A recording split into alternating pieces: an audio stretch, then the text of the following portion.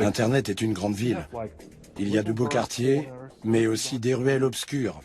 Et celui qui s'y égare doit s'attendre au pire. Internet, la mégapole, avec côté pile ses portails de shopping, ses banques, ses autoroutes de données. Et côté face, sa mafia, son racket et ses arnaques, dont nous pouvons tous être les victimes. Un jour, je reçois un courrier du tribunal d'instance de Leipzig qui m'accuse de blanchir de l'argent. Imaginez ma tête. Parfois, un clic suffit pour faire de vous le complice de cybergangsters. Nous les avons poursuivis jusque dans les pays baltes. iPhone, iPad, oui. 650.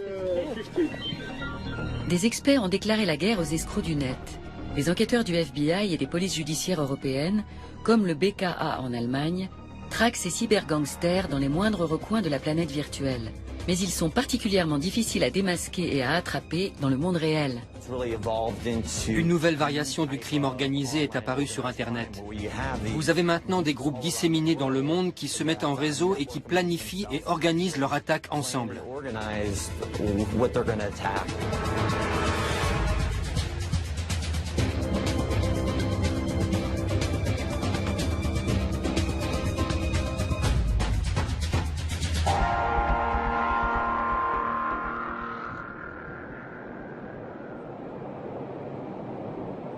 La première affaire nous mène à Leipzig. C'est une histoire comme il s'en produit des milliers chaque jour, en Allemagne, en France et dans le monde entier.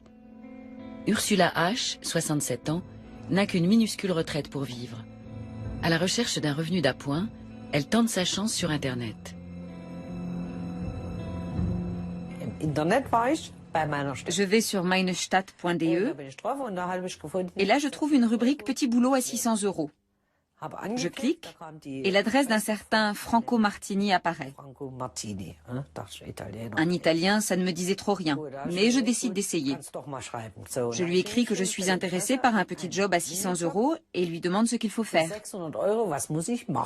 Il répond « pas grand-chose, juste ouvrir un compte ». 600 € par mois. Ursula balaye ses hésitations et commet l'erreur de sa vie. Elle ouvre un compte. On lui attribue aussitôt un code PIN et des TAN. Le code PIN est un numéro d'identification personnelle qui sert à s'identifier sur le net. Les TAN sont des numéros d'authentification à usage unique destinés aux virements en ligne. Ensuite, il me demande mon code PIN et mes TAN. Je les lui envoie. Et il me dit, vous aurez les 600 premiers € dans une semaine. Je réponds, pourquoi? Je n'ai encore rien fait. Là, il me dit, pour l'ouverture du compte. Et il m'explique qu'il en a besoin car il vit en Italie, en Espagne et ne passe qu'occasionnellement en Allemagne. Mais avec le code PIN et les numéros d'authentification, Franco Martini peut disposer à sa guise du compte d'Ursula. Et pour les bandits du net, ça vaut de l'or. Nous avons rendez-vous au quartier général de l'Office fédéral de la police judiciaire allemande, le Bundeskriminalamt, ou BKA, logé dans une ancienne caserne des forces américaines en Allemagne. L'accès au site est hautement sécurisé. Mirko Manske nous attend. Il est commandant de police au BKA et responsable du département cybercrime. L'unité spéciale qu'il dirige est quotidiennement à la recherche d'escrocs du net, où qu'ils soient partout dans le monde, et il nous le confirme, les offres d'emploi à la Franco Martini sont toujours des pièges.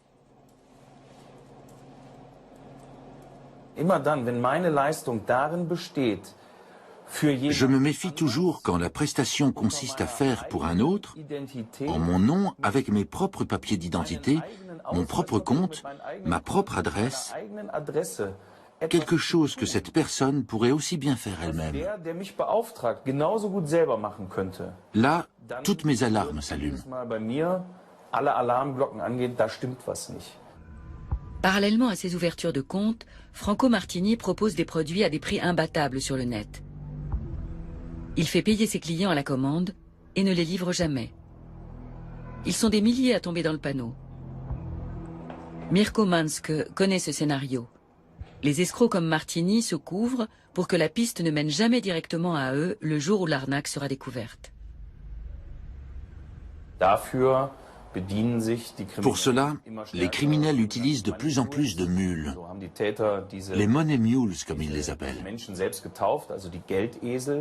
Ce sont des gens qui mettent leur compte bancaire et une partie de leur identité à leur disposition pour l'exécution des paiements.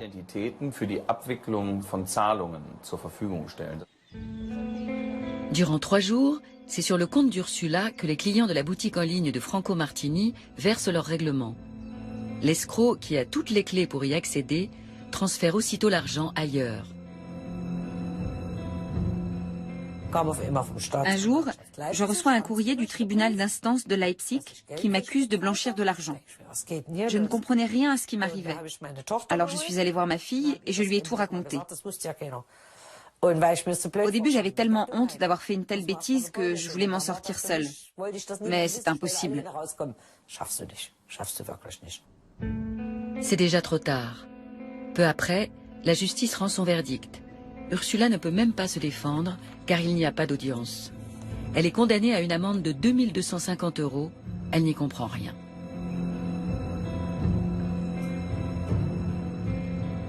Je ne savais rien de tout ça. J'ai rien fait. C'est tout ce que je peux dire. Je n'y ai même pas gagné un centime. Et c'est moi qui paie. Ce n'est pas tout. Une cliente qui n'a jamais reçu l'article qu'elle a commandé et réglé à la boutique en ligne de Franco Martini réclame des dommages et intérêts. Elle porte plainte et obtient gain de cause. La retraitée va devoir travailler des années pour les payer. Nous partons en quête de Franco Martini. Incroyable, il est toujours à l'affût sur Internet. Nous découvrons une offre d'emploi avec une adresse à Hambourg et un numéro de téléphone berlinois. Nous envoyons un mail à l'escroc sous un faux nom. Nous nous disons très intéressés par un petit boulot et prêts à commencer au plus vite.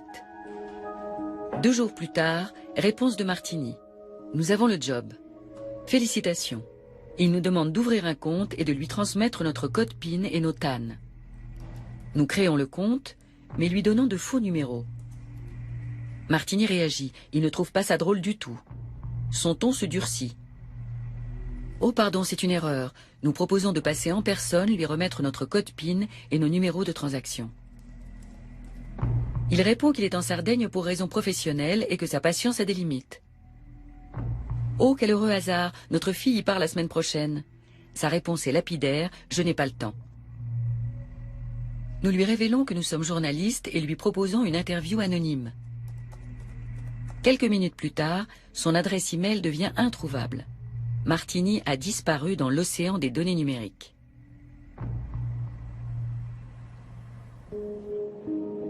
Les fausses boutiques fleurissent, mais ne sont qu'un gagne-pain parmi d'autres pour les escrocs du net. L'an passé, ils ont détourné 187 millions de numéros de cartes de crédit et coordonnées bancaires dans le monde.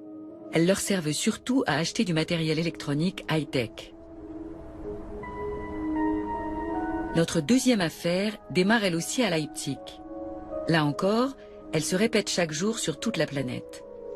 Pour effacer la trace de leurs achats illégaux, les cybergangsters emploient des agents coursiers. Comme Ursula, Alfred M. est tombé dans les filets de la mafia d'Internet et il s'est retrouvé complice de criminels. Son job, réceptionner et réexpédier des colis contenant des produits payés avec des cartes de crédit volées. Pour lui aussi, tout a commencé par une offre d'emploi alléchante sur le net. Et là encore, la bonne nouvelle ne tarde pas. Dans un allemand étrange, on lui propose de travailler comme représentant au support externe. On lui fait miroiter un salaire de 2000 € par mois. Il nous a fallu plusieurs échanges téléphoniques pour convaincre Alfred M. de nous raconter son histoire depuis le début. La première fois, il insiste pour nous rencontrer dans une rue très fréquentée. Vous pensez qu'il y a des raisons de craindre ces gens? Oui. Pourquoi? Il y a des millions en jeu. Et on nous l'a appris à l'école. À partir d'une certaine somme, les gens peuvent tuer pour de l'argent. Au départ, Alfred est très intéressé par cette offre d'emploi déposée en apparence par une entreprise nord-américaine du nom de MBE. Ils m'ont demandé si je voulais gagner de l'argent. J'ai répondu oui. Que s'est-il passé ensuite? Ils m'ont fait une proposition d'emploi. Il s'agissait d'envoyer des paquets. C'était un emploi avec un vrai contrat de travail, des cotisations sociales. Et je n'ai rien trouvé qui porte à croire que c'était illégal. Alfred signe le contrat. Il y trouve même des détails sur la grille de salaire, sur les primes, et une photo de sa jolie interlocutrice, Alexa Corey.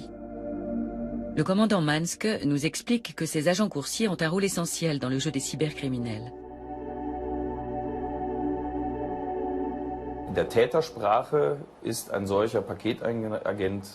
Les escrocs les appellent des drops.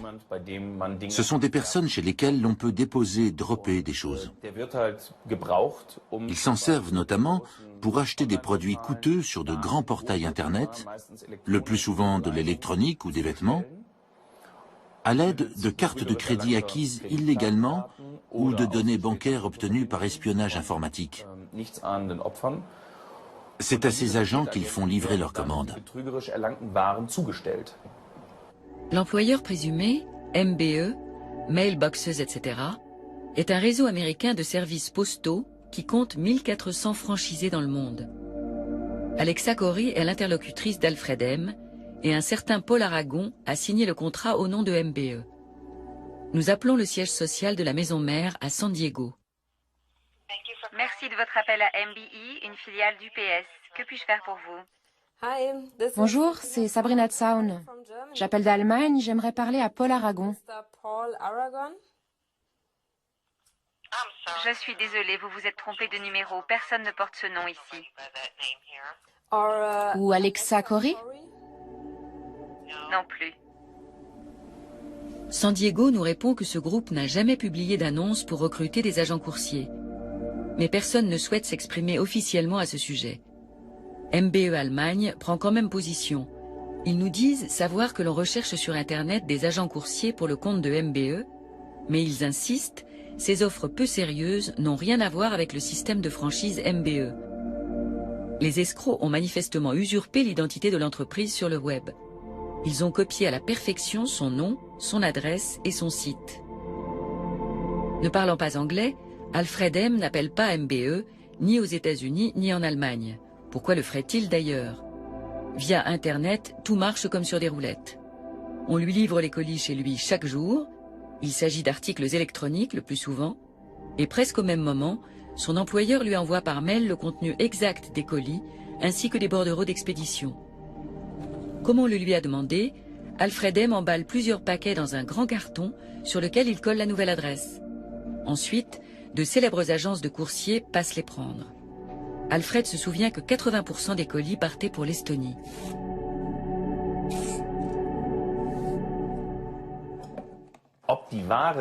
Il est très difficile de dire si les marchandises restent en Estonie ensuite, ou si à partir de là, elles sont réexpédiées vers leur destination finale.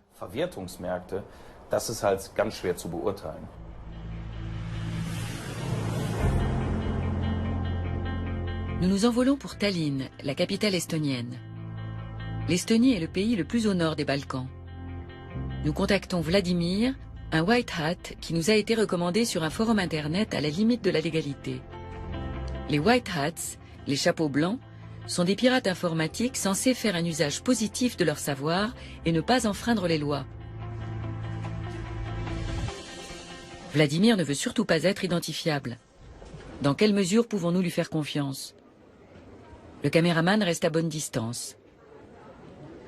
Vladimir nous emmène d'abord dans un cybercafé pour nous montrer des enchères en ligne de produits quasiment neufs à des prix défiant toute concurrence.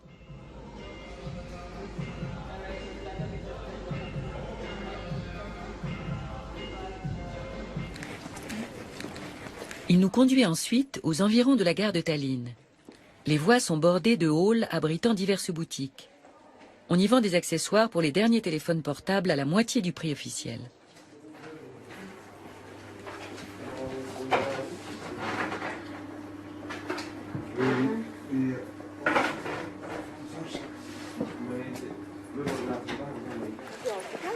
Nous allons maintenant au Balti Yamaturg, le marché de la gare.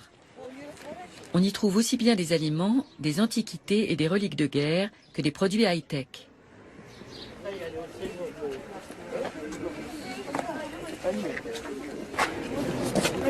iPhone? iPad? Vous parlez anglais? Oui? C'est un iPhone 4S. 64 gigas.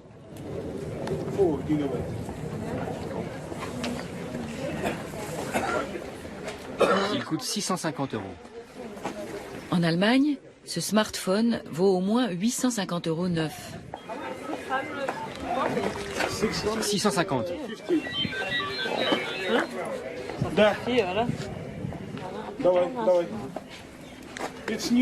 Il est neuf, débloqué. Et il accepte toutes les cartes SIM. L'iPad, il fait combien? L'iPad? 250 €. Il est très bien, il est craqué. Et il y a tous les programmes dedans. Je vais réfléchir. Merci. Ces marchés n'écoulent qu'une partie des produits acquis illégalement, nous dit Vladimir. Ils sont souvent revendus aux enchères sur eBay. C'est ainsi qu'un notebook volé à Paris peut finalement s'y retrouver. Les chances de se faire pincer sont infimes et les programmateurs bien formés ne manquent pas. Les mauvaises conditions de travail et un chômage exponentiel font le reste.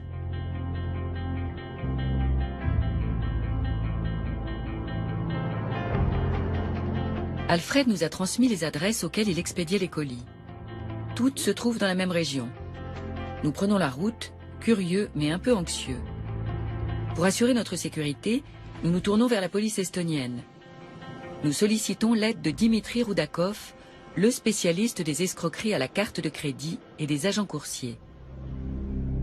Mais l'homme nous prie instamment d'arrêter nos recherches. Il nous dit que ce gang est actif et dangereux et que la police l'a à l'œil depuis longtemps déjà. Nous lui demandons une interview sur ce dossier, il refuse. Il n'aborde que des affaires déjà bouclées. Quand la procédure est close, je peux parler.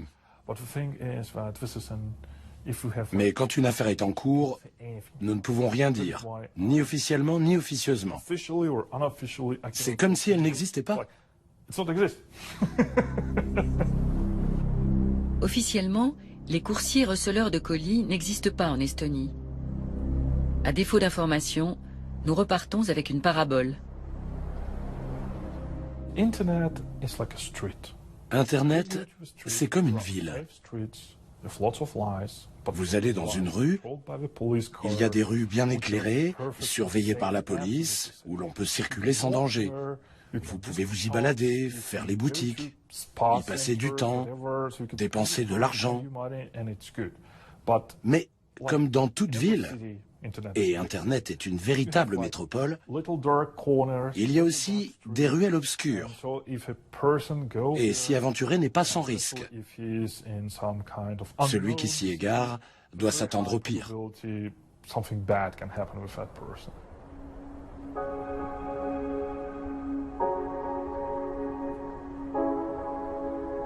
Alfred M., de Leipzig, remplit son contrat de travail. Il réexpédie 54 colis d'articles high-tech au total et sans se poser de questions. Toujours confiant de recevoir la rémunération confortable qu'on lui a promise.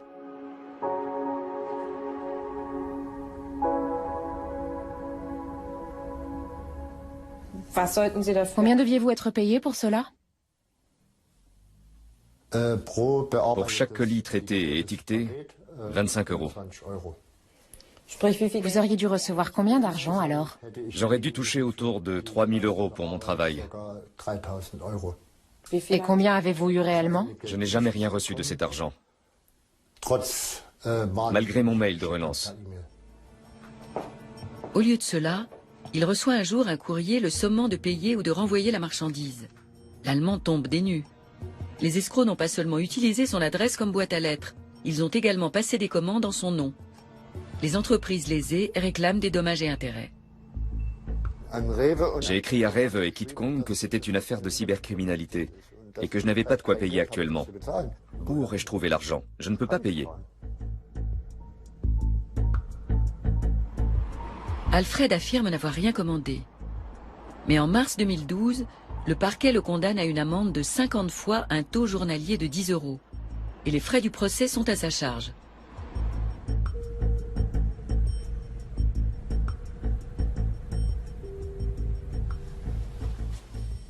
Aucune trace, en revanche, des véritables escrocs. Là encore, nous jouons les appâts et cherchons un emploi sur différents forums. Moins d'une semaine plus tard, nous recevons une offre de MBE, l'annonceur qui a déjà piégé Alfred M. Notre interlocuteur est un certain David Hartmann.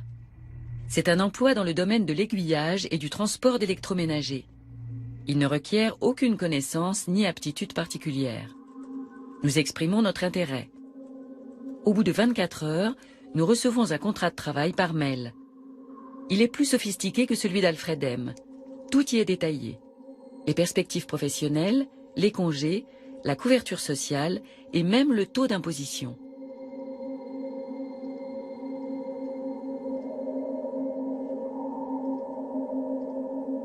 Salaire de base, 2 000 €.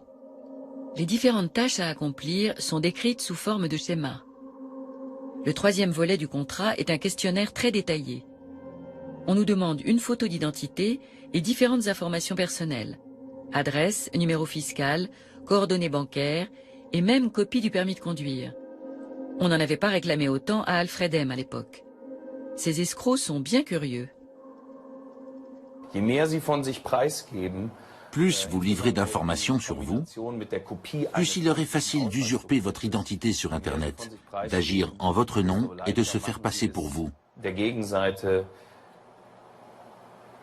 Surtout si vous leur donnez aussi la copie d'un document officiel attestant de votre identité. Toute personne disposant de nos données peut directement ouvrir compte bancaire et boîte postale. Nous ne renvoyons pas le contrat et ne répondons plus à aucun mail de l'employeur supposé.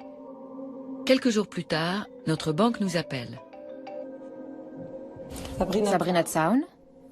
Banque Barclays, bonjour. Allô. Bonjour. Nous avons constaté que votre carte de crédit avait été utilisée abusivement pour réaliser des achats sur Internet. La banque bloque aussitôt la carte. Mais qui a bien pu se procurer nos coordonnées bancaires? Et où? Nous n'avions pas renvoyé le contrat. En attendant, l'accès en ligne à notre compte courant est bloqué jusqu'à ce que nous confirmions à la banque que notre ordinateur est de nouveau sain.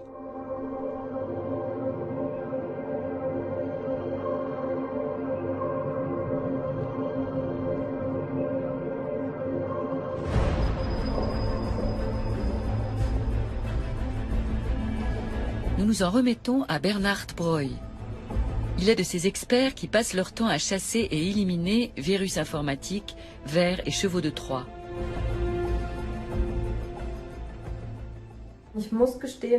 Alors que j'étais sur Internet, une fenêtre s'est ouverte pour la mise à jour d'un logiciel que je ne connaissais pas. J'ai voulu la fermer, j'ai cliqué sur la croix, mais la fenêtre ne se fermait pas. Il y avait juste un bouton terminé, alors j'ai cliqué dessus.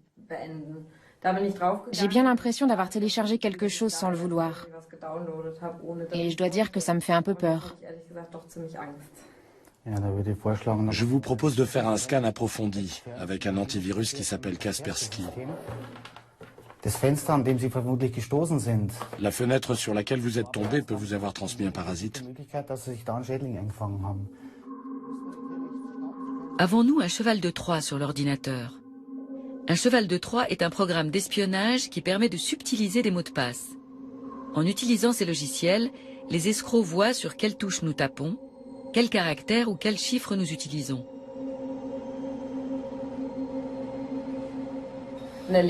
Vous avez souvent des clients complètement paniqués? Oui, c'est avec ça que je gagne ma vie. Je vois de tout. Du type qui dit « je vais balancer mon ordi par la fenêtre », à l'étudiante en pleurs parce que son ordinateur est bloqué avec son mémoire dedans et qu'elle n'a pas fait de sauvegarde. Généralement, ceux qui ont été victimes de hameçonnage en faisant des opérations bancaires et se sont fait vider leur compte n'emmènent pas large.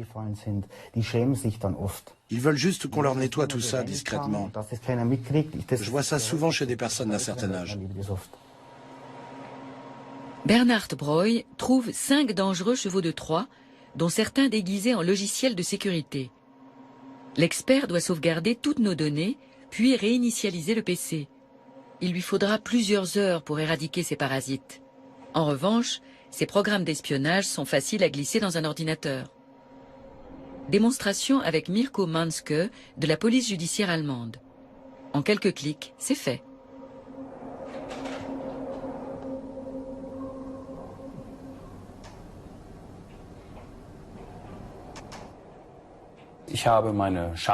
J'attache mon logiciel à une photo et je le cache dedans. Ensuite, je poste cette photo sur une plateforme d'échange gratuite. La voilà. Plus qu'à attendre qu'on la consulte. Je vais donc faire en sorte que Madame Zaun télécharge la photo. C'est tout simple. Je cherche son profil sur Facebook et j'écris quelque chose sur son mur. Un texte court qui se réfère à la photo et va attiser la curiosité. Le message apparaît sur la page Facebook que nous avons créée pour l'occasion. Un seul clic sur l'image suffit. Le logiciel malveillant s'installe à notre insu. Sur mon serveur de contrôle, Madame Zaun apparaît en tant que test 1. Et désormais, nous voyons à peu près tout ce qu'elle fait sur son ordinateur.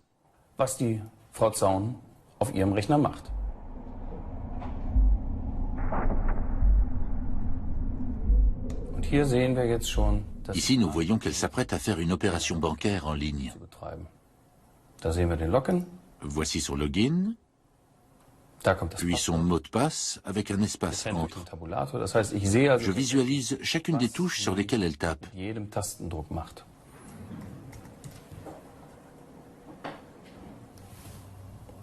Et nous voilà dans son compte. Mirko Manske peut voir nos codes d'accès, tous les entrants et les sortants, et notre adresse personnelle. Avec ces informations, il ouvre un nouveau compte d'utilisateur sur une boutique en ligne et commence à faire son shopping. Il fait livrer la marchandise à un point de retrait. Comment je paie? Facile. J'utilise les données bancaires de Madame Zaun.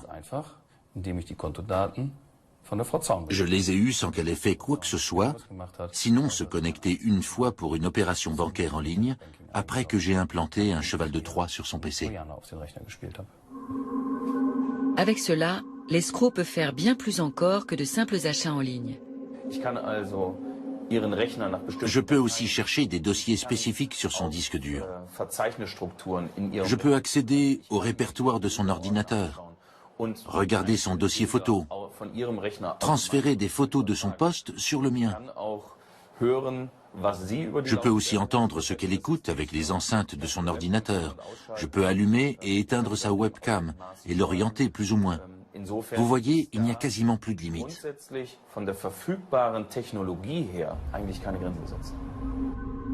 Même les ordinateurs de la CIA et du Fonds monétaire international ont déjà été espionnés par le passé. Et aujourd'hui, on pirate aussi bien les téléphones portables que les ordinateurs pour voler des informations. Des particuliers, mais aussi de plus en plus d'entreprises en sont victimes. En Allemagne, 2/3 d'entre elles ont déjà perdu des informations confidentielles. C'est le deuxième pays le plus touché après les États-Unis et avant la France. À Dublin, la société de sécurité informatique Symantec possède un centre ultramoderne pour traquer et neutraliser les programmes malveillants à l'échelle mondiale. 750 personnes y travaillent. Avant d'entrer dans le laboratoire à virus, nous devons déposer ordinateurs, portables, clés USB et tout autre support de données. Orla Cox, directrice sécurité, jette un coup d'œil au flux de données internationaux. C'est ce qu'elle appelle la pulsation de l'Internet. Ce réseau est constitué de 240 000 capteurs répartis sur plus de 200 pays et 180 millions de systèmes dans le monde. Nous découvrons 15 000 nouvelles menaces par jour. Comme il n'est pas humainement possible d'en observer et d'en analyser une telle quantité, nous avons créé des systèmes d'analyse automatique.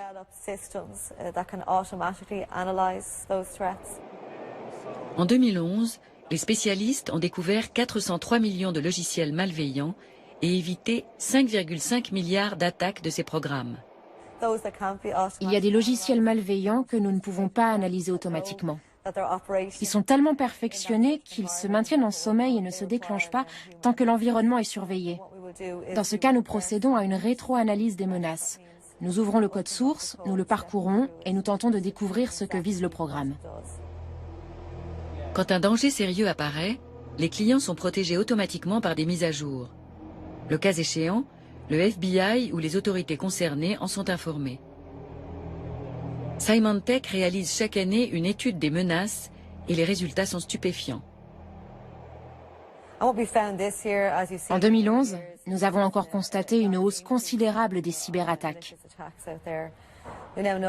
Il y a plus de 400 millions de nouveaux programmes malveillants, soit une augmentation de plus de 81% par rapport à l'an passé. Les violations de données à caractère personnel et les vols d'identité ont aussi beaucoup augmenté. Il y a eu 1 million de nouveaux délits environ. Et au total, plus de 85 millions d'identités volées.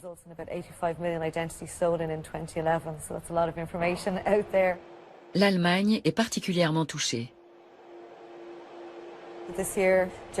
Cette année, l'Allemagne est première sur la liste des victimes de programmes malveillants en Europe. Les dommages liés à la cybercriminalité s'élèvent à 24 milliards d'euros. C'est une perte considérable pour les Allemands.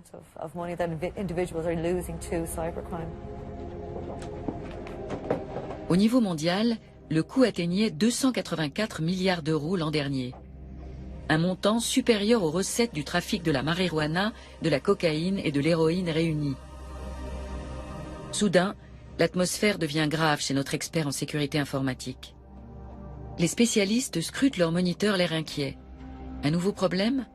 Manifestement. Un virus qu'ils n'avaient pas encore rencontré se propage et il est particulièrement intéressant.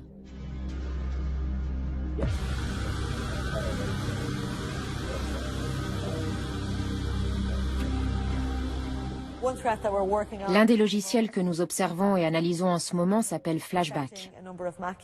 Il ne s'attaque qu'aux Mac. C'est la plus grosse menace que nous ayons vue à ce jour sur des Macintosh. 600 000 ordinateurs au moins sont déjà infectés. Et nous tentons d'identifier les objectifs de ce programme. Ils contactent immédiatement leurs collègues en Asie, car la journée est bientôt finie à Dublin. Ce sont eux qui vont prendre le relais. Cette collaboration par-delà les frontières et les fuseaux horaires est leur seule chance de l'emporter contre les mauvais génies du net.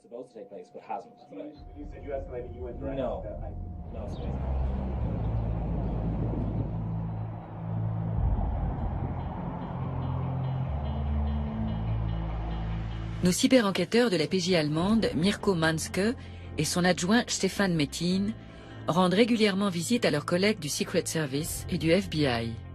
C'est la première fois qu'une équipe de presse est autorisée à les suivre. Les États-Unis sont un point de convergence essentiel pour les escrocs du net. L'économie clandestine y génère des milliards de dollars de dommages par an. Nous allons beaucoup parler de l'économie clandestine internationale. Comme nous et beaucoup de nos partenaires internationaux, le FBI observe très précisément ce qui se passe dans la partie obscure du net. Ça tient à la fois du marché noir et du bistrot, je dirais. Et l'on peut tout acheter dans cette économie clandestine. Des coordonnées de cartes de crédit volées, des comptes bancaires, des comptes eBay, PayPal, Amazon et Facebook corrompus. Mais aussi des serveurs proxy, des botnets, c'est-à-dire des centaines d'ordinateurs détournés pour 70 à 100 euros. Premier rendez-vous, le United States Secret Service. Bien dissimulé derrière ses hauts murs, l'USSS est une agence gouvernementale chargée de la sécurité du président des États-Unis et réputée pour l'excellence de ses agents de protection rapprochés. On connaît moins ses activités en matière de lutte contre la criminalité financière. Depuis des années, les cas d'escroquerie informatique et aux cartes de crédit sont en hausse.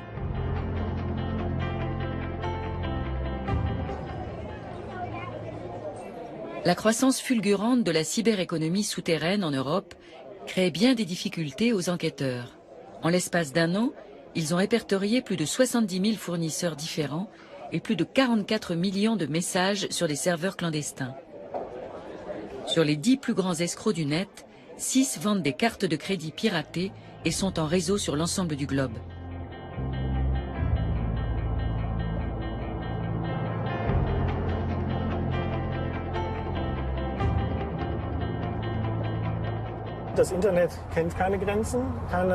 Internet ne s'arrête pas aux frontières géographiques, mais le droit, si. Chaque pays se heurte aux limites de sa législation. Par exemple, si les Américains constatent qu'un serveur qui propage des logiciels malveillants ou recueille des données corrompues se trouve en Allemagne, ils ne peuvent pas simplement y aller et dire « on retire les données du serveur ». Ils sont obligés de contacter les autorités allemandes dans le cadre d'une commission rogatoire et de leur demander une sauvegarde préalable des données qui sera réalisée par le BKA, la police judiciaire allemande, pour ce type de délit.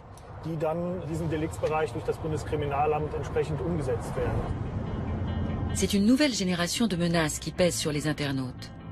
Au début des années 70, personne n'imaginait que ces virus, qui étaient plutôt l'œuvre de plaisantins, deviendraient des armes dévastatrices.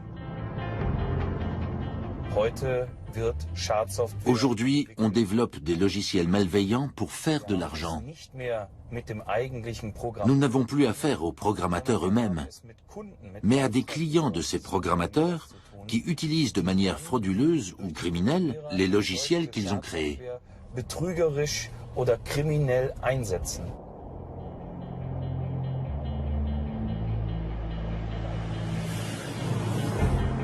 Mirko Manske et Stefan Metin sont arrivés à Pittsburgh, en Pennsylvanie. Les enquêteurs ont rendez-vous avec des agents du FBI pour parler de cette nouvelle forme de crime organisé. Qui est ciblé par ces commanditaires de logiciels malveillants? Banques, grandes entreprises, instances gouvernementales, toutes aujourd'hui sont dans la ligne de mire. Au même titre que tout internaute qui effectue des opérations bancaires en ligne et utilise des réseaux sociaux. Le nombre de terminaux exposés augmente lui aussi. Outre les ordinateurs, les notebooks et les netbooks, désormais les escrocs s'attaquent aussi aux smartphones et aux tablettes. Aux États-Unis, le FBI est chargé de lutter contre les crimes dits fédéraux, qui regroupent notamment le terrorisme, le trafic de stupéfiants et la criminalité en col blanc.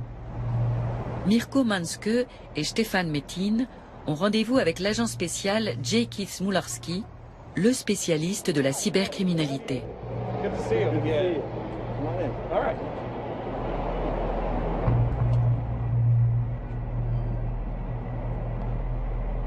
Au menu, pour commencer, la cyberattaque d'un gang international de pirates informatiques qui a infecté plus de 570 000 ordinateurs en 2011. Chaque poste touché était redirigé automatiquement vers d'autres pages Internet. Le FBI a réussi à démanteler le réseau de hackers. Un répit de courte durée, car il y a déjà de nouveaux gangs dans la place. La criminalité a évolué très vite, passant de la simple imposture à des cas bien plus complexes qui reposent sur l'infrastructure de plusieurs pays. Vous avez là des escrocs qui combinent leurs compétences. L'un est spécialiste des spams, un autre de la programmation de logiciels malveillants, un troisième du craquage de sites web, un autre encore du blanchiment d'argent. Tous sont reliés par Internet et ils s'allient pour faire leur magouille. Ils se retrouvent sur des plateformes spécialisées pour y discuter ou négocier entre eux logiciels malveillants ou cartes de crédit fraîchement volées. Ils se notent même les uns les autres, comme le font acheteurs et vendeurs sur eBay. Ceux qui ont acheté des services auprès de tel ou tel escroc donnent leur avis. « Hey, le produit de ce gars est vraiment bien. C'est un bandit de première classe, un type réglo. Tu peux être sûr d'en avoir pour tes 5 000 $. Il y a même de la publicité dans la cyberclandestinité.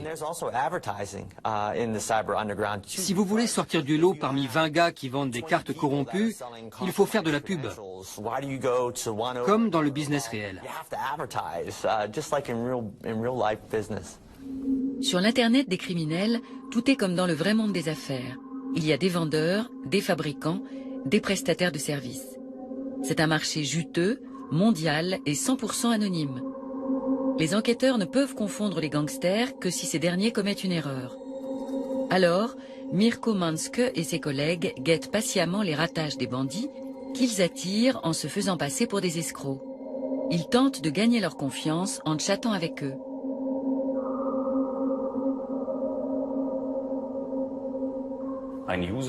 Un utilisateur vient de passer une annonce. Il vend des cryptogrammes visuels, c'est-à-dire des codes de sécurité. Vous savez, le numéro à 3 chiffres placé au dos des cartes de crédit. Ils sont tout frais et viennent du Canada et d'Europe. On a le choix entre l'Allemagne, la Hollande, l'Autriche, la Suisse et d'autres pays encore. Ces codes sont tous accompagnés de la date de naissance du propriétaire de la carte, ce qui est nécessaire désormais pour beaucoup de transactions. Et voilà les tarifs. Une carte de crédit volée avec ses données confidentielles se vend autour de 10 € pièce.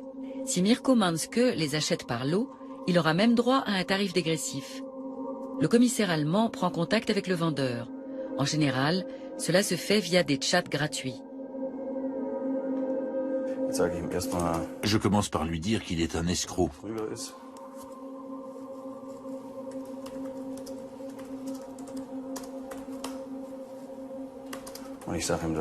Que je suis prêt à lui en prendre 500 pour 250 €. Für 250 € nehme.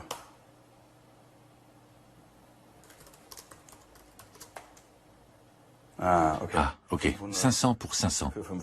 Alors je lui propose 400 € pour 500 cartes. Le voleur est coriace, il n'accepte le marché qu'à 450 € pour 500 Mastercard. Le commissaire paie en Ucash, une monnaie électronique utilisée pour les paiements sur Internet. Les Ucash peuvent s'acheter dans les kiosques à journaux, les distributeurs de billets, à la poste ou dans les stations-service, et de manière anonyme. Il suffit d'indiquer le numéro du coupon pour régler.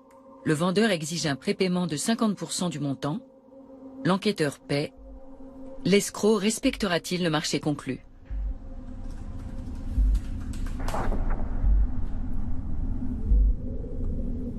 L'affaire marche. Mirko Manske reçoit un fichier texte aussi anodin que son contenu est stupéfiant. C'est un listing de 500 numéros de carte bancaire avec le nom, l'adresse, le code de sécurité et la date de naissance des détenteurs. Et il y a bien un expéditeur, mais impossible de le localiser. Dans la cyberclandestinité, il existe des hébergeurs dits bulletproof, c'est-à-dire des entreprises qui hébergent des serveurs dans des zones grises, échappant à toute réglementation, donc quasiment insaisissables. Pour cela, ils utilisent notamment le fast flux, une technique qui permet de changer en permanence le lieu d'hébergement d'un site. Au moment où je regarde une page, elle est hébergée aux États-Unis. 2 minutes plus tard, elle peut être hébergée en Allemagne. Ensuite, en Asie par exemple. Et 2 à 3 minutes plus tard encore, en Amérique du Sud. Quelques clics suffisent pour franchir plusieurs frontières. Ces possibilités techniques compliquent terriblement la tâche des enquêteurs. Ainsi, le FBI et Interpol ont mis 8 ans à confondre Quendrim Dobruna, l'un des plus grands pirates de cartes bancaires qui a longtemps figuré sur la liste des personnes recherchées.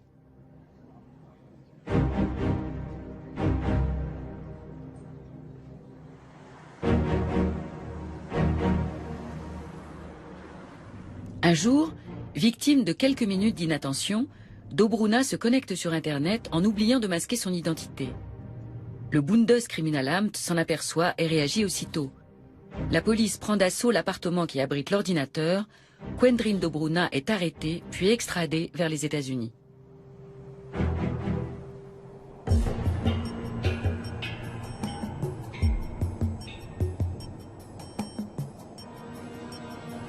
Pour enquêter sur la face obscure du net, le FBI a créé l'Alliance nationale pour la cyberanalyse et la cyberformation. La NCFTA est chargé de coordonner l'action du gouvernement et du secteur privé en matière de lutte contre la cybercriminalité. Le racket moderne fait appel à ce que l'on appelle des botnets. Bot vient du terme robot et désigne des programmes qui peuvent contrôler ou attaquer plusieurs ordinateurs en même temps. Salut Eric, ravi de te retrouver. Vous êtes toujours les bienvenus, merci. Nous avons apporté pas mal de choses intéressantes.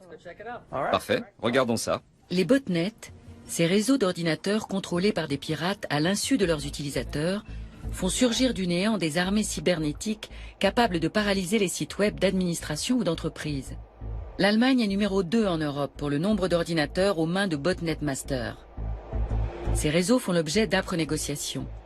Les programmateurs véreux qui les créent les vendent au plus offrant avec les coordonnées complètes des propriétaires des postes piratés. Manifestement, ils ne vendent pas que des cartes de crédit, mais toutes sortes d'identités volées, par exemple, beaucoup de comptes PayPal et eBay. Nous voyons quelques portefeuilles Google aussi. Pourquoi n'utilisent-ils plus les plateformes traditionnelles? Je crois que c'est notamment parce qu'ils ont peur des policiers qui rôdent sur les forums. Et probablement aussi pour ne plus avoir à payer d'intermédiaires. C'est sûr qu'en se débarrassant de l'intermédiaire, ils empochent davantage. Et ils échappent à nos coups de filet. Tout à fait. Allons au laboratoire. Le FBI épluche chaque jour les plateformes Internet des escrocs. Il faut des trésors de patience pour tenir ce jeu de cache-cache sur la longueur. Le plus difficile pour les enquêteurs, c'est d'infiltrer les forums entièrement illégaux. Outre ces plateformes, franchement illégales, il en existe un très grand nombre à la limite de la légalité. Sur ces sites-là, les truands échangent des informations de toutes sortes. Le cercle n'y est pas aussi restreint et les utilisateurs y viennent pour échanger des connaissances et amorcer des affaires. C'est un forum de carding, c'est-à-dire qu'il est plutôt destiné à la recherche. Ils le décrivent comme un forum de recherche sur les logiciels malveillants. Mais on y trouve des quantités de gens qui échangent des informations dont ils peuvent se servir pour en développer de plus performants encore.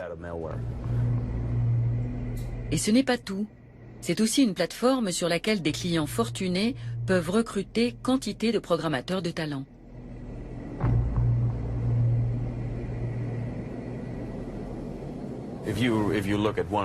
Voici un exemple de post qui revient régulièrement. Fruit Rat version 06. Il s'agit d'une sorte de logiciel de maintenance à distance qui permet d'accéder à un ordinateur tiers, mais cache en réalité un dangereux cheval de Troie. Il y a là un gars qui a écrit son propre logiciel de maintenance à distance en langage Java. Ça lui permet d'accéder à tous les ordinateurs sur lesquels il sera installé et d'en faire ce qu'il veut. Dans un premier temps, le pirate tente de prendre le contrôle du plus grand nombre d'ordinateurs possible avant de les vendre à d'autres escrocs. L'affaire elle-même ne se fait jamais sur ces plateformes, mais dans des cyberespaces exclusifs. Pour débusquer ces lieux virtuels, les enquêteurs travaillent des années dans le plus grand secret.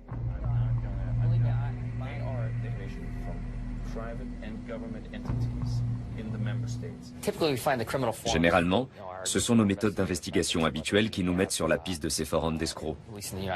Aux États-Unis, nous avons des agents infiltrés. Et puis nous avons d'autres sources d'informations, comme les gens que nous arrêtons et qui font partie de ces forums. Bref, c'est le travail classique de la police.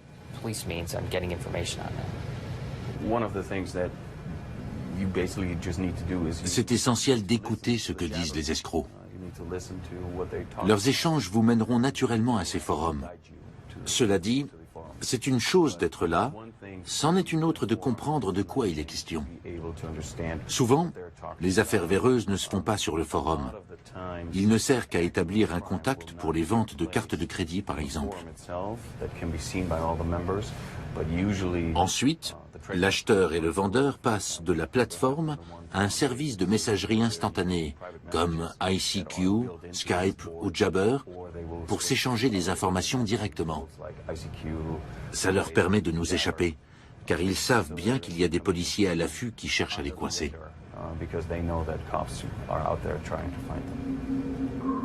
Mais même dans les cyberespaces accessibles aux enquêteurs, il se crée de plus en plus de forums secrets où les gangsters négocient les fameux botnets. À quoi leur servent-ils? Les ordinateurs infectés se prêtent très bien au DDoS, les attaques au déni de service, qui visent à rendre un service indisponible. Lors de ce type d'agression, les ordinateurs commandés à distance bombardent de requêtes un même site internet simultanément. Ce flot de données surcharge la page et finit par la bloquer. Mirko Manske nous cherche un vendeur. Dans ce message publié hier, un certain Darkman propose un programme DDoS. Il est très stable et c'est une version de base qui peut provoquer des attaques par déni de service. Autrement dit, si j'installe ce logiciel sur plusieurs ordinateurs à l'insu de leurs utilisateurs, je peux bloquer l'accès à une page Internet en saturant un serveur. C'est déjà compris dans la version de base et je peux commander différentes options en plus. Le vendeur indique une adresse Internet. Elle conduit l'enquêteur à une plateforme sur laquelle on peut envoyer et recevoir des messages de manière anonyme. Le commissaire et l'escroc commencent à discuter.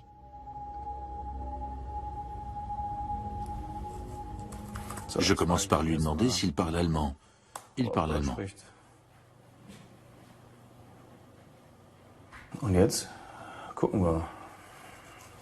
Alors on va déjà chercher à savoir d'où vient ce programme.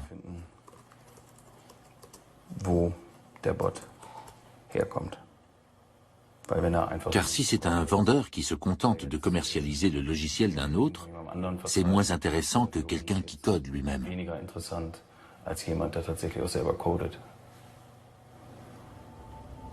Le programme coûte 600 €.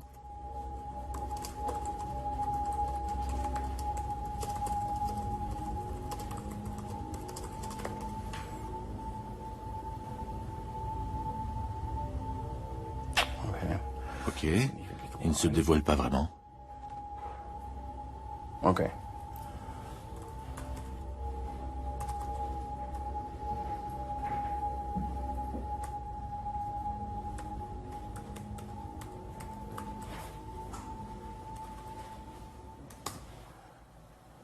Oh, c'est du rapide. Das ging fix.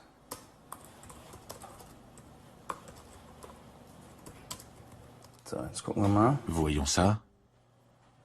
Ja. Ah, le voilà. Da ist eine Le fichier fait 5 mégas et il s'appelle Backend. So, die hätte ich Je gerne. le prends. Mirko Manske va vérifier si ce programme est assez puissant pour paralyser le site de la police judiciaire allemande en le bombardant de requêtes. Momentan ist Le site du BKA est encore accessible. .de noch erreichbar, Voyons s'il y a moyen de changer ça. ändern können. Dazu würden wir jetzt Nous allons lancer une attaque DDoS. Angriff starten. Dazu Je commence par noter le nom de l'attaque. hier würde ich die Là, j'indique le type d'attaque choisie. verschiedensten Angriffsarten kann ich hier auswählen. Hier Là, la cible de l'attaque, c'est simplement le nom du domaine. 15 Threads. Je mets 15 fils d'exécution et un délai de 60, ce qui veut dire que la demande se répétera toutes les 60 millisecondes. Und Et dann il ne reste plus qu'à cliquer sur Start. einfach auf Start. L'attaque du serveur du Bundeskriminalamt commence. Les paquets signalés en noir proviennent des ordinateurs infectés. Ils cherchent à immobiliser le serveur et bloquer l'accès au site du BKA. Un véritable attaquant aurait atteint son objectif et il aurait eu plusieurs solutions pour exploiter cette situation.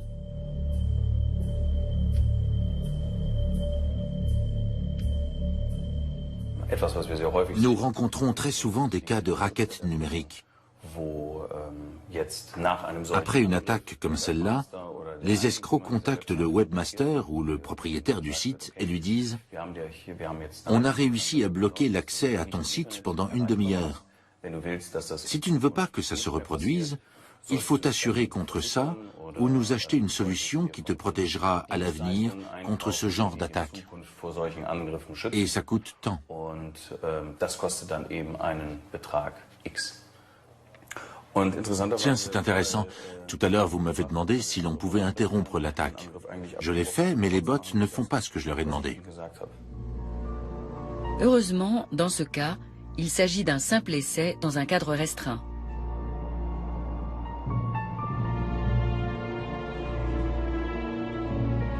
En 2007, les choses se sont passées tout autrement en Estonie. Le pays balte a été victime alors de la plus grosse attaque DDoS de l'histoire d'Internet à ce jour. Lauri Allman était secrétaire d'État à la Défense à l'époque. Je me souviens exactement de ce que j'ai ressenti à cet instant. J'avais l'impression d'être en plein film de science-fiction. J'étais en train d'écrire un SMS à mon supérieur, le ministre de la Défense, à qui je disais « Je pense que l'Estonie est en train de subir une cyberattaque ». Et au moment d'appuyer sur « Envoyer », je me suis demandé s'il allait me croire ou s'il allait me prendre pour un fou. C'était tellement surréaliste. Une telle attaque, ici. La guerre cybernétique avait fini par arriver jusqu'à nous.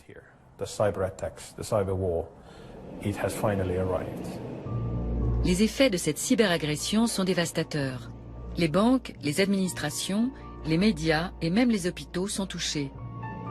Les requêtes à l'origine de l'engorgement du serveur proviennent de points disséminés sur toute la planète. Les Estoniens ne comprennent absolument pas ce qui se passe, d'autant plus que leur État est doté d'un système informatique ultramoderne depuis son indépendance.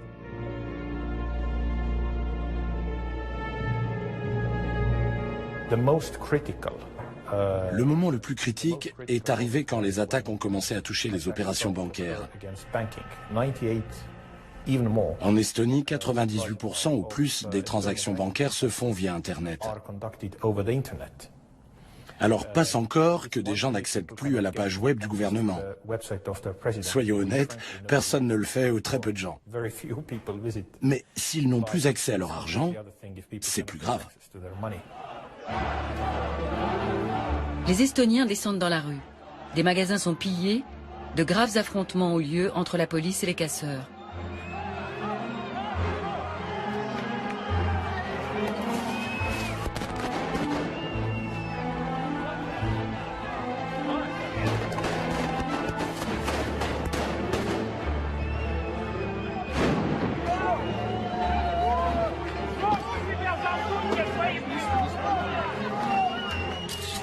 Dans le plus grand quotidien estonien, le Postimees, tout est sans dessus-dessous. Les ordinateurs de la rédaction sont touchés et comme paralysés. Une situation inédite pour le directeur général Erik Rose et un grand défi pour ses journalistes. Tous travaillent non-stop pour informer leurs lecteurs.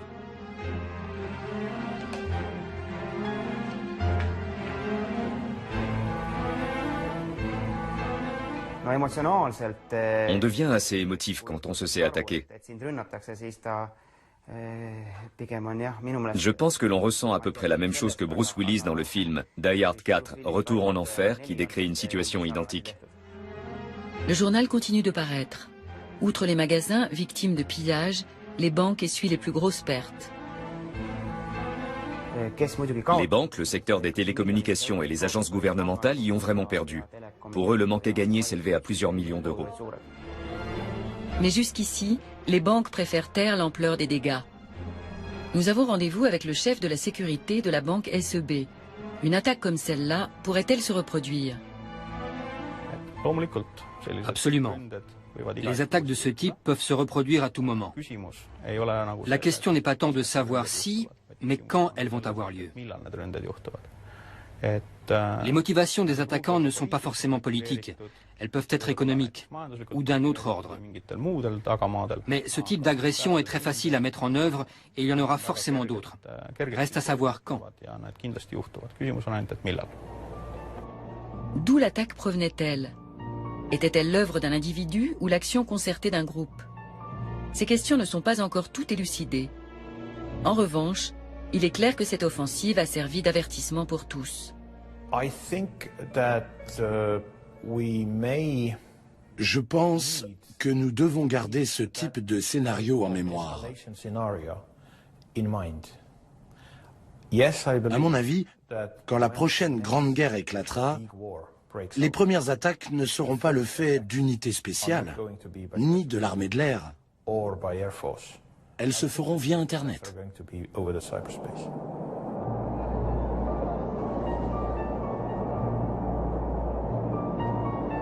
Les gangsters qui s'activent sur la face obscure du net sont souvent intelligents et ils déploient des trésors d'énergie.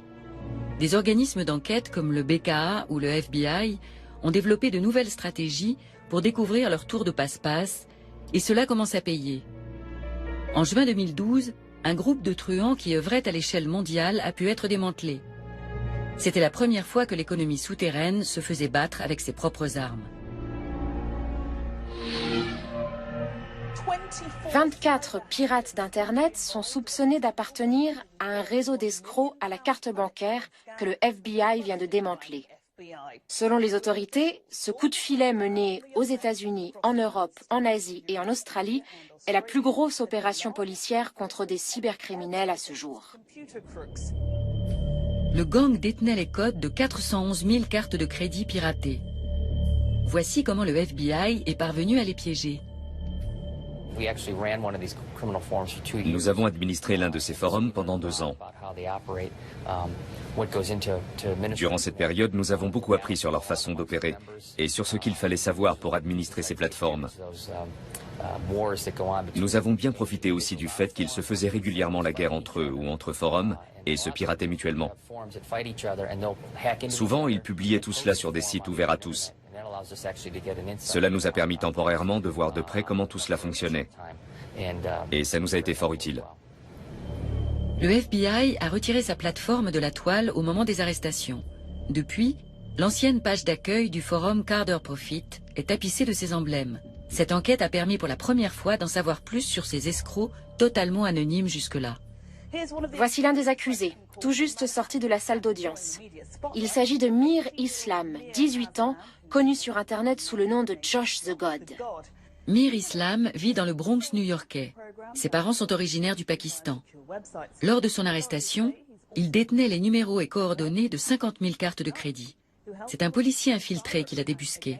Le FBI a aussi piégé son acolyte, un truand de 19 ans qui aurait proposé à l'enquêteur de lui céder des cartes de crédit contre une caméra et $250 en espèces. Ces escrocs ont des points communs. Beaucoup sont très jeunes au départ, ils sont curieux et veulent essayer eux aussi. Certains abandonnent au bout d'un moment, car ils s'aperçoivent que ce n'est pas leur truc.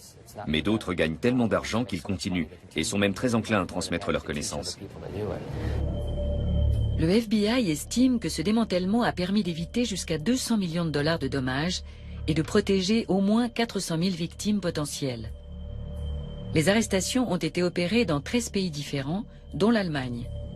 Les détenus risquent jusqu'à 40 ans de prison. Une victoire qui couronne 2 ans d'enquête.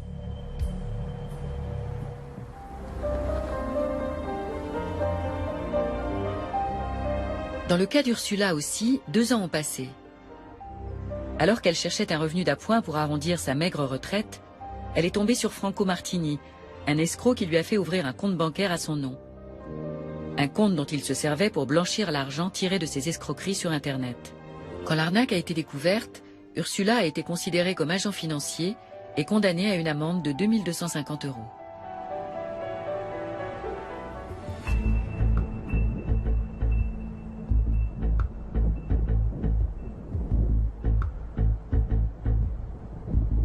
Plusieurs mois plus tard, le truand Franco Martini commet une erreur.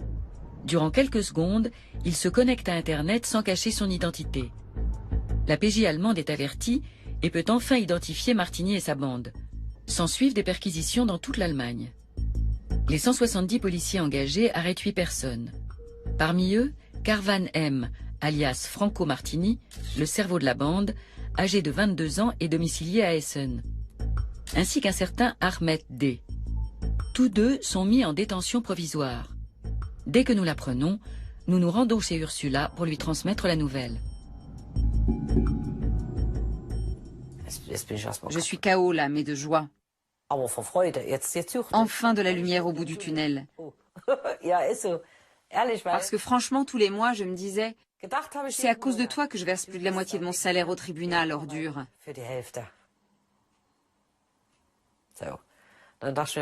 Où est-ce que tu te caches?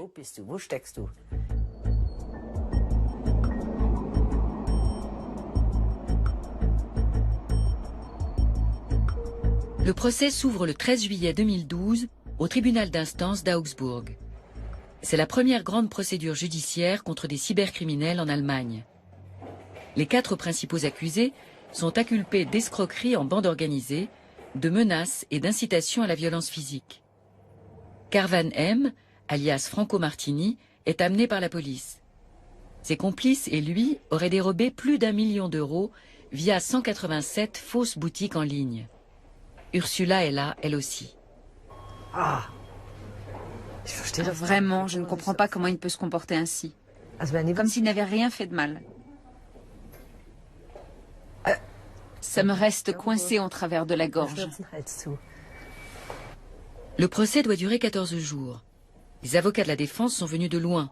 C'est un procès qui revient très cher. Ursula n'y comprend rien.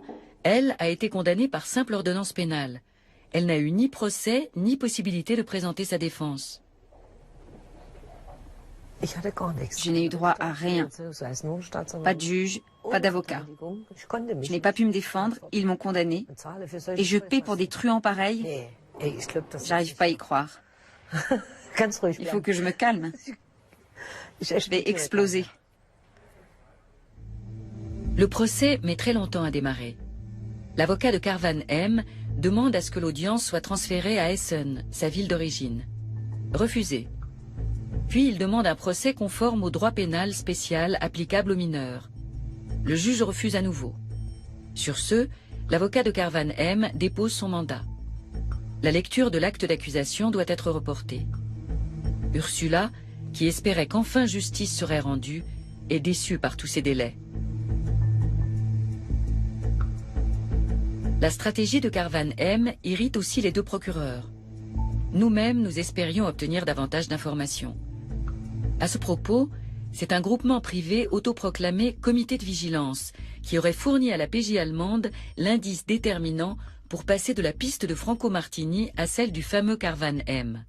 Ce comité est formé d'internautes soucieux de mettre en garde contre les fausses boutiques en ligne. Nous partons à leur recherche et tombons sur 2 sites qui semblent correspondre. Ils s'appellent gegenabzocke.com et autosec4u.de. Nous essayons d'entrer en contact, mais leurs administrateurs sont très prudents.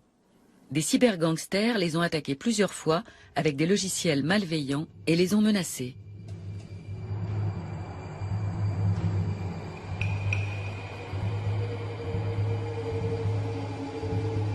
Le comité de vigilance refuse de nous parler. Nous laissons des messages en nous recommandant de connaissances communes. Peu après, un initié nous contacte depuis Berlin. Sa tactique, comme celle des administrateurs du forum, consistait à se faire passer pour un acheteur auprès des escrocs. Il commandait des articles high-tech auprès de Martini & Co et se faisait envoyer les coordonnées bancaires du compte sur lequel faire les virements. Dès qu'il les avait, il les transmettait à la police et aux banques qui gelaient les comptes. Les criminels n'avaient alors plus accès à leur argent et la mule, l'agent de transfert, perdait tout intérêt pour eux.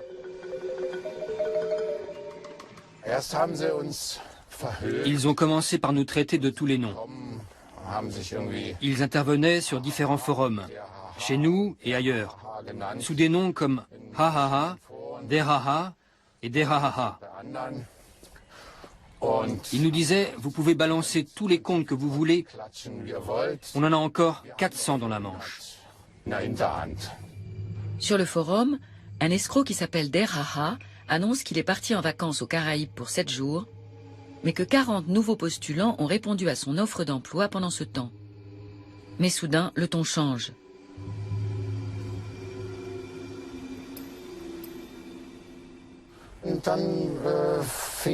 Ils ont commencé à nous menacer. Puis, ils ont employé des méthodes peu rassurantes pour atteindre les administrateurs du forum. Et ils en ont effectivement identifié un, qu'ils ont menacé personnellement.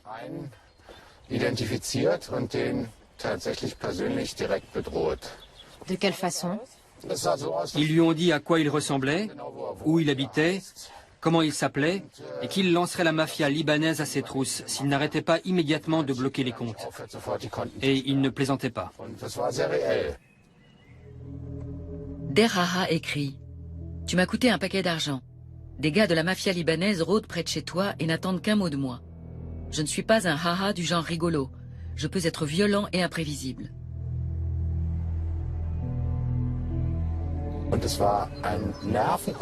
C'est devenu très éprouvant nerveusement quand nous avons compris que ces truands étaient vraiment sans scrupules, qu'ils étaient capables de mettre leurs menaces à exécution.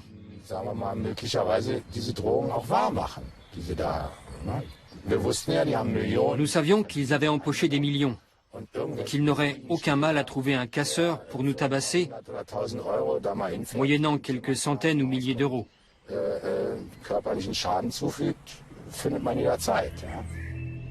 Notre initié se retrouve lui aussi dans le collimateur des cyberescrocs.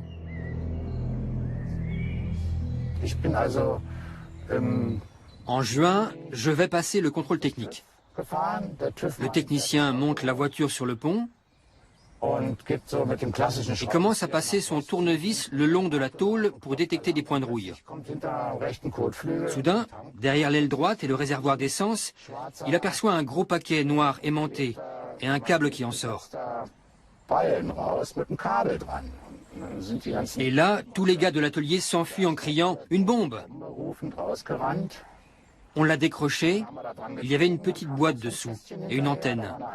Là, j'ai compris que c'était un micro. Impossible pour l'heure de savoir qui a placé le micro sous la voiture. Il sera plus facile pour l'accusation de démontrer l'ampleur de l'escroquerie de Karvan M & Co. En revanche, pas la moindre trace jusqu'ici de l'argent gagné par le gang des fausses boutiques en ligne. Ursula se bat toujours contre elle-même et le reste du monde. L'aplomb des accusés la met en rage. 2 des inculpés, dont Delia K, ne sont plus en détention provisoire. La jeune femme attend devant la salle d'audience, l'air très occupé. Ursula décide de l'affronter. Vous vous sentez bien quand vous arnaquez des gens?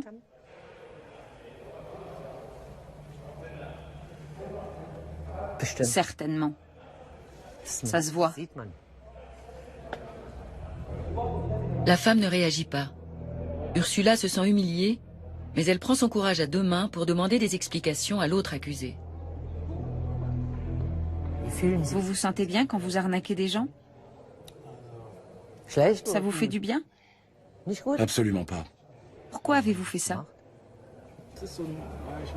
C'est comme ça. Je ne sais pas si c'est pour l'argent qu'on fait ça. Les motivations sont différentes d'un individu à l'autre. Effectivement. Je ne pourrai jamais agresser une mamie dans la rue, ou sonner chez elle et lui arracher son sac. Je ne ferai jamais une chose pareille, et je ne l'ai jamais fait. Je n'en ai jamais eu l'intention. Alors vous pouvez imaginer comment je me sens. C'était en mai, non? J'ai un vrai boulot dans un hôpital comme infirmier anesthésiste. J'ai fait 6 ans d'études pour ça.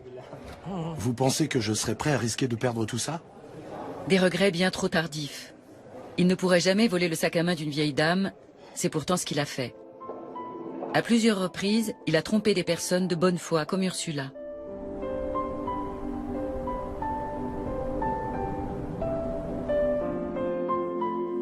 Tous les matins, cette retraitée de 67 ans s'extirpe de son lit avant le lever du jour et se prépare pour aller travailler. Ursula vit dans la hantise que d'autres victimes lui réclament des dommages et intérêts, mais c'est une battante.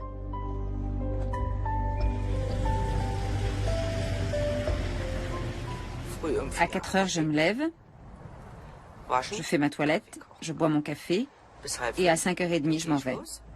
Tous les jours, du lundi au vendredi.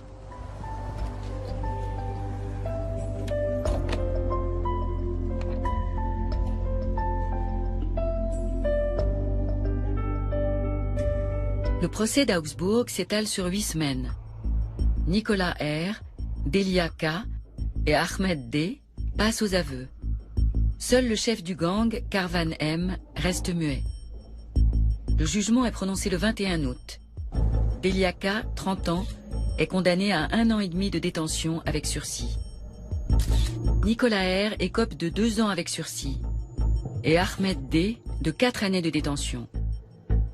Carvanem, alias Franco Martini, est condamné à 7 ans de prison, mais il annonce aussitôt qu'il va faire appel.